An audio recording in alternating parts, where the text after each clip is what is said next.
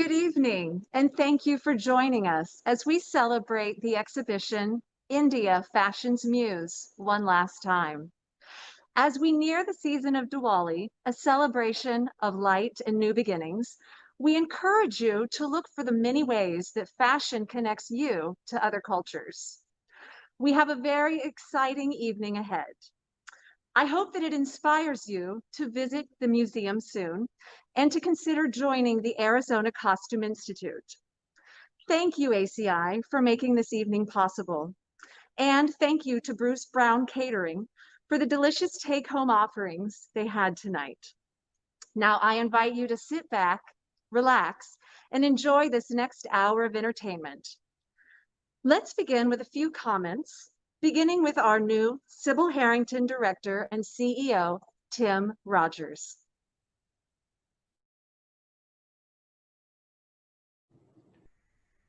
Good evening. I'm Tim Rogers. I'm the new Sybil Harrington Director and CEO of the Phoenix Art Museum. I'd like to welcome all people that are online with us tonight, ACI members, Circles members, general museum members, and all of their guests. Tonight we are going to be closing India Fashion's Muse, and I would like to thank the ACI members in particular for all the support that they have shown for the exhibition and for this closing event. The show would not have been possible without the very talented curator of the Phoenix Art Museum, Helen Jean. She has done remarkable things in her very short tenure here as the new curator of fashion, and I'd like to personally thank her for all of her extraordinary work. It's my pleasure to introduce Kathy May, the president of ACI, who is going to be our next speaker.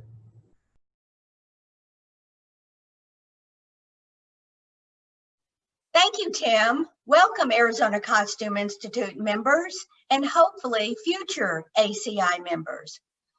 The opening of the India Fashion Muse exhibition in February was attended by more than 400. And we are excited tonight to celebrate together once again this amazing exhibition. If you're here for the first time, please consider joining the Phoenix Art Museum and the Arizona Costume Institute. I am honored to serve as your Arizona Costume Institute board president. I have been a member of ACI for more than 10 years, and during that time, I have made steadfast friends and widened my knowledge of fashion through the stellar lectures and exhibitions. The Arizona Costume Institute was founded in 1966. ACI supports fashion acquisitions, preservation, education, and exhibitions. The collection has now grown to more than 8,000 objects, from the historic to the ultra-contemporary. We have planned an exciting season, so please refer to the ACI website for the December opening event. But mark your calendar now for an amazing virtual February event celebrating our newest acquisition entitled Jeffrey Bean, Movement and Fashion. Again, thank you for joining tonight. And next we will hear from the president of the India Association of Phoenix, Ms. Siva.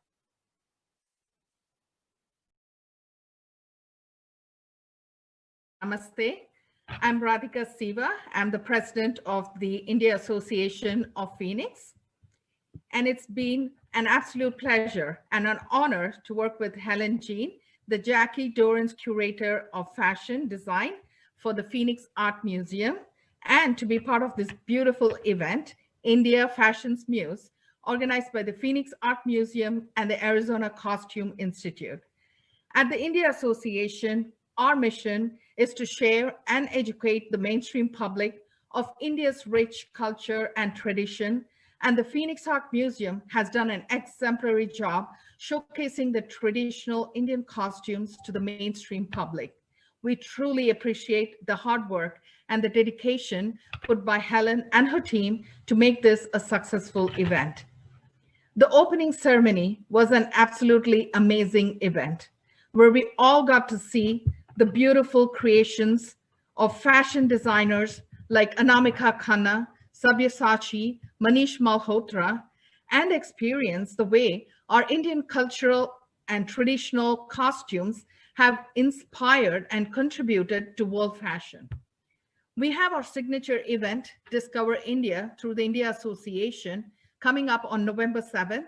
We would love for you to be part of it.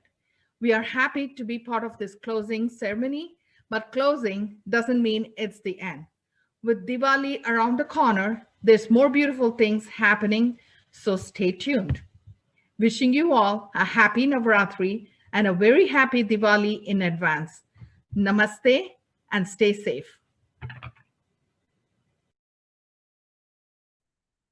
Thank you for those kind words. Now, I would like to invite you all to join me as we walk through the exhibition. It's open through this Sunday, so please plan to come and visit if you can.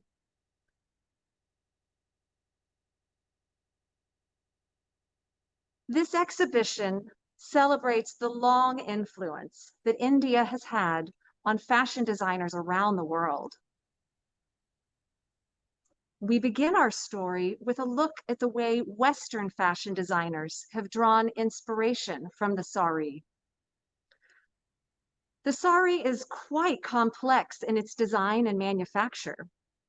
The decorative elements are strategically placed in order to add specific weight in certain places so that it looks pleasing and holds its shape when it's worn. Western fashion designers have explored the sari in a variety of different ways, drawing inspiration from the asymmetric neckline and rich textiles.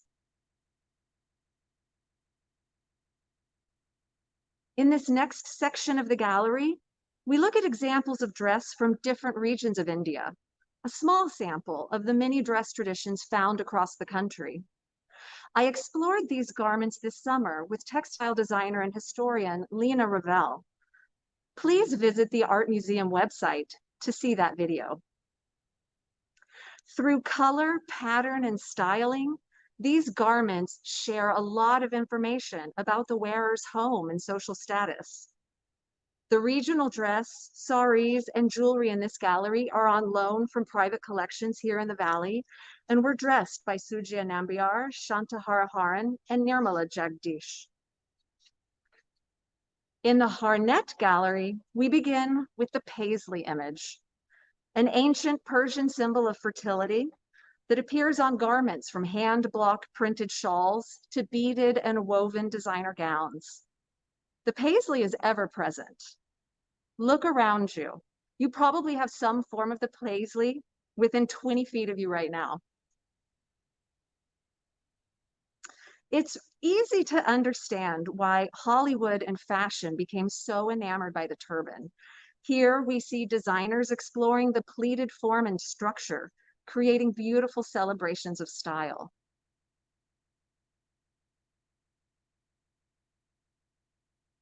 This Nehru jacket, named for India's first prime minister, was owned and worn by John Lennon of the Beatles. This one joined our show from across the pond. In this section of the gallery, we look at the work of contemporary Indian fashion designers. And we end with the 2019 Couture collection of Anamika Khanna.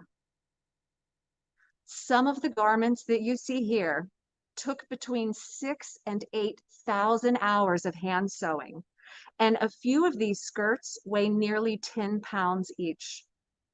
We will explore this collection with the designer later in our program. Filmmaker Sarah Singh and her subject Kirat Young will also share insight into their work this evening. Images of the tiger, the elephant, and the peacock frequently appear in fashion, as seen here in these 1920 beaded versions of flapper gowns and tiny sparkling Judith Leiber purses. But the most magnificent peacock in our exhibition is this beauty by British fashion designer Alexander McQueen. Part of his 2009 Couture collection, the peacock dress was commissioned by the FIDM Museum in LA, and it took the designer about 7 months to recreate from Parisian lace and hand-dyed silk tulle. She's absolutely magnificent and a lovely close to our tour. This exhibition would not have been possible without the generous support of the Arizona Costume Institute, the Virginia M. Ullman Foundation, Jacquie and Bennett Dorrance, the Ellman Foundation, Ellen and Howard Katz, the Opatrny Family Foundation, Janet and Chip Glaser, Meredith and Charles von Arentschildt Family Foundation, and the Men's Arts Council. As part of our exhibition, we included the 2019 film by artist and filmmaker Sarah Singh, I Thought I Was Dreaming. This silent 4-minute film features Kirat Young, India's first international supermodel, as she revisits garments that she wore in Yves Saint Laurent's 1982 runway presentation, inspired by India. Here is a clip from that silent film.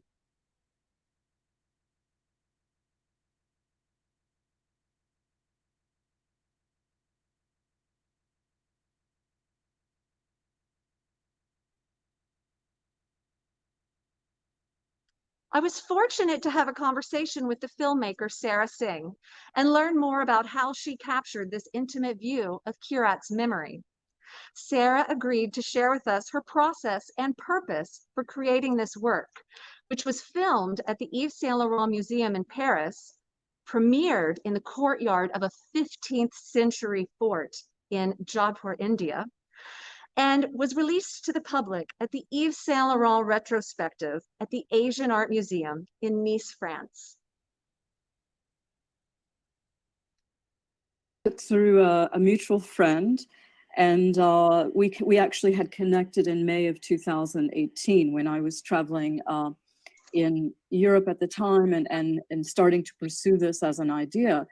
And it was all quite, wonderful, because when I was thinking about doing this, then I was given an introduction to Aurélie Samuel, who was the curator for the show. And when I met her in May of 2018, I told her what I wanted to do, and she said, oh, your timing is perfect, because we're about to open a show this fall on this very topic. So she said, basically all of your work is done for you. And then I was given an introduction to Kirat. And of course, as we do find in India, that we end up knowing many people in common, and she's very close to some people in my family. So when we met, I work very intuitively, and I had a certain idea in mind, but there was only so much I could kind of describe, because I felt on a certain level we had to kind of, sort of collide and find something that comes out of that. And so I knew when, again, it was like good timing that when I was planning to go to Paris in December of 2018 to actually film at the museum, that she was also happened to be in Paris at the time. So I knew that I wanted to just do something very simple and showcase her. And it's not necessarily about anything more than that. So I had this strong visualization of working with Warhol's a series that he did, which he called Screen Test, and they're just very simple, very straightforward. And so I knew I pretty much wanted to do that, to work with the idea that she was someone who presented, so I knew I needed to just focus simply on her as a model, but also the idea of her, in reflection also. So I filmed her very simply. I think we spent about an hour or so at her apartment, and then that was pretty much it. And then the next day we met at the museum when it was closed to the public, and went through the exhibit together and shot some of the stuff when she said, oh, we used to stand behind this and change. And so we very quickly kind of impromptu did this. And so that was I think we were totally in synchronicity. And I have to say, we're working with many people, whether they're professional actors or performers or whatever, that it was extremely easy working with her. She just immediately, like, I remember in regards to standing behind the screen and simulating the idea of where, one would change as a model, that kind of thing. We did it in one take. I mean, with her, it was like, I didn't need to do anything much at all. So it was very simple. She's extremely connected and aware of how to work with the camera. So for me, it was extremely.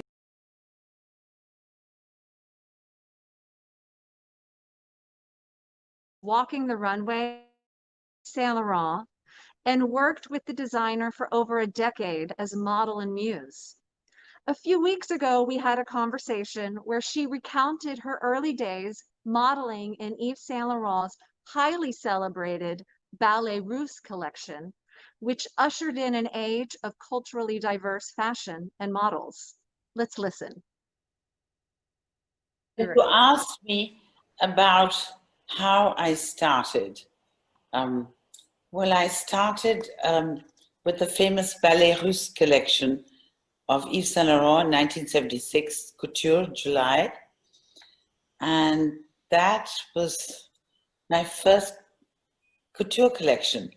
And I just was picked up for that by sheer fluke, if you like. And I was a student before that. And anyway, the collection was in itself quite an extraordinary collection, as you know. It, in fashion terms, was a very important collection. And for 4 years after the couture collection, it was copied worldwide, in mass production. 3 years later, I remember seeing it at Macy's, those the Russian peasant blouses and the skirts. So it went down, from couture to pret-a-porter, being copied, and it was, so obviously it had a big impact on fashion. And before that, fashion, at least Saint Laurent was doing smoking jackets, and it was very androgynous. And suddenly it became completely exotic and feminine, and the whole world was wearing peasant blouses and gypsy skirts. Now, So that when you walked in that collection, did you how many looks did you walk in that show? This in fashion terms again, and I worked for 13 years doing, I don't know how many couture collections and pret-a-porter around the world. But this, even for Saint Laurent, was a major collection. There were 300 pieces, which was unprecedented for a couture collection. It went on for 3 hours. First time a designer had done a collection out of the couture house. They did it at the Intercontinental in the famous Imperial Ballroom, which is very 19th century Napoleon III, and with chandeliers and, a lot of gold, opulent. And they spent at the time $500,000, which they did not have, to put up this grand show. And I think I probably had, unknown to myself, because I just fit the piece. And I had more dresses than anybody else. I probably had about, 14, 15 outfits, or more, I can't remember. I have to look into it. There were sort of, maybe 18 models, which was quite unheard of those days. And it went on for 3 hours. And at the end of it, there was a standing ovation for about 10 minutes. And I saw people weeping. Polly Mellon, who used to be a Vogue editor at the time. And even then, she was not a young chick. I saw her clapping and tears streaming down her eyes. And I said, well, is this how it happens? Never happened again.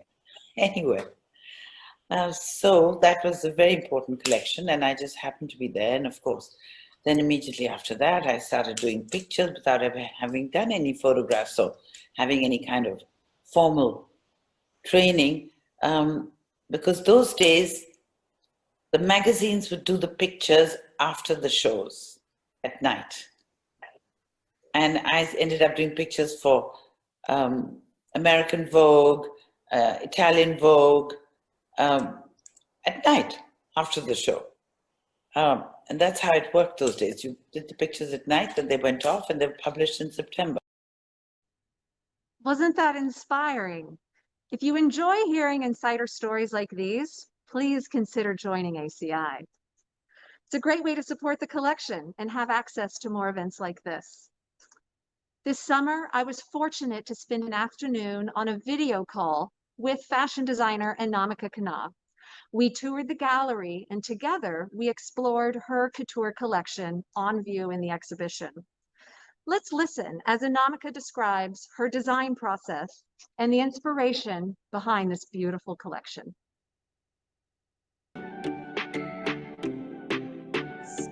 I think it's a very exciting process. And one can't really define it and bind it down to say only 2 things or 3 things, because the process itself is collaborative. Every single piece that we imagine literally goes through various stages and processes. And to arrive at that, how we start is with the inspiration. The inspiration actually could come from anywhere. And for this particular collection, the inspiration was very simple and interesting. For one, the wealth of craft and embroidery that we have in my country, it is almost, when you say that it doesn't end, for us, it doesn't end. The way the techniques change over the regions. And for me, it was extremely important to also realize that there was no need to divide different sections of the country, different parts of the country, different regions, different states of the country, and say that this embroidery only belongs to a certain area. My idea was that why can't this entire collection be a melting pot of everything beautiful that we have here? And having said that, the main idea behind everything was a realization that, things that existed in the past may not be as relevant as they are today.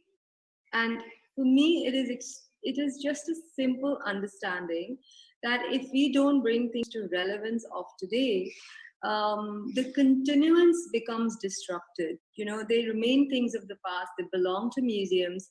The craftspeople sort of die out because we're not pushing them forward.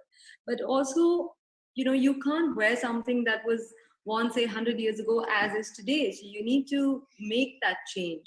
And for me, it is imperative to give credit to the fact that we live in a modern world, we dress in that same way. And how is it that I can take this entire story of the craft that belongs to my country and put it out there in a way that it's acceptable, and it just doesn't belong to only a museum or not just as a wall piece. I want people to wear them. I want them to understand that there is modernity there. I want people to appreciate it. I want this to grow. And in some way, that would be my contribution in a very, very tiny way to say that, yes, this craft somewhere has got an extension of life. So as you were working on this collection, do you source your fabrics first? Are you starting from embroideries? How did you start building it? So the base fabric almost becomes irrelevant.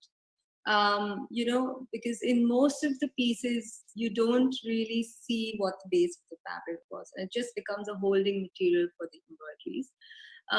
Having said that, what we do is sometimes we see a tiny element of an embroidery somewhere, and we sort of start building it up, and we blow it up, and we fill it up, and we go through these processes.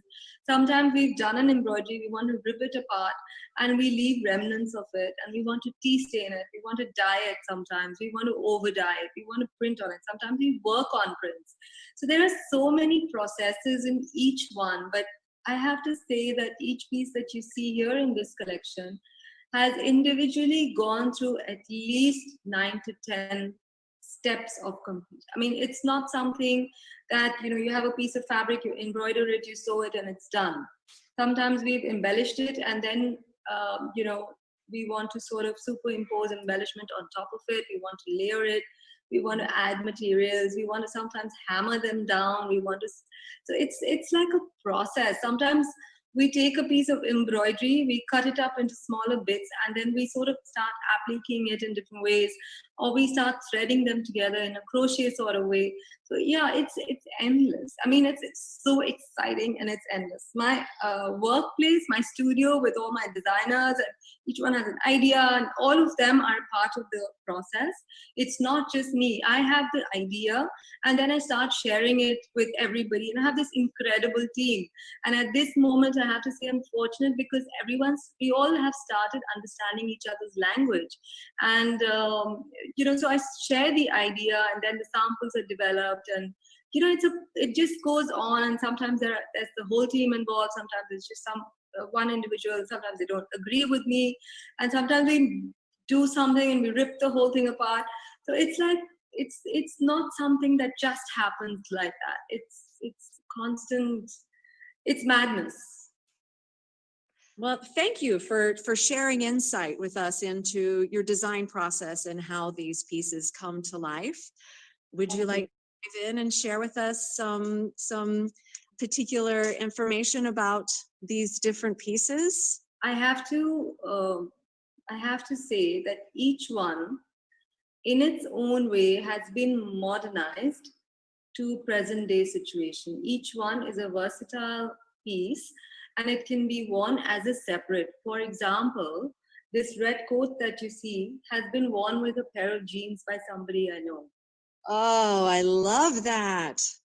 So yeah, I mean, it's really your own interpretation of what you can do with a piece that you pick out of the whole ensemble. The trousers can be just worn as trousers with the top that you're wearing right now. And look at the sweep. I love this. I have to say that the black strip that you see on the side, the strip that you see, so this actually is it's a derivation of a sport element. The side strips that you see on track pants and all of those, that is what the inspiration was. And the whole idea to take something, an embroidery, which is so traditional, it comes from this stitch, which is the Kathiawadi stitch. And it's an incredible special stitch, which is done by the workers of Kathiawad. And it is also combined with the traditional Katha of Bengal, which is my state, along with the Zardozi scallop patterns that you see here. Now, like I was explaining earlier, that each piece is an amalgamation of the various crafts and the heritage that every single region in this country has. And when I boil them all together, I want to create something that you can actually take off the mannequin and wear. Now, when you say that these different embroideries do originate from different regions, where were they embroidered? Was this done in your studio, or was this done in different parts of the country? We have the embroiderers all are in my state. They don't sit exactly in my studio because there are thousands of them. So they have their own areas where they live in and where they work, but it's all part of our ecosystem. Anamika, thank you so much for taking the time to explore the exhibition with us and for sharing the details about your design process and how this incredible collection came together. And again, I cannot thank you enough for trusting us to tell your story here at Phoenix Art Museum. Helen, it's an honor. The very fact that you thought we were capable of being represented there and we did enough justice, that itself had a lot of meaning for us. It is incredible to now experience it, to see the pieces there with you virtually. I think we're, in these moments that one really needs to lift up their souls, our souls feel lifted up today. Thank you. Thank you. Next, I'm pleased to share with you a virtual runway show modeled and filmed by members of our local Indian community. Draped in both traditional styles and in modern fusions, these looks blend the old world with the new. See if you can spot the sari that's draped in the form of trousers. The versatility of this gorgeous cloth is truly exceptional.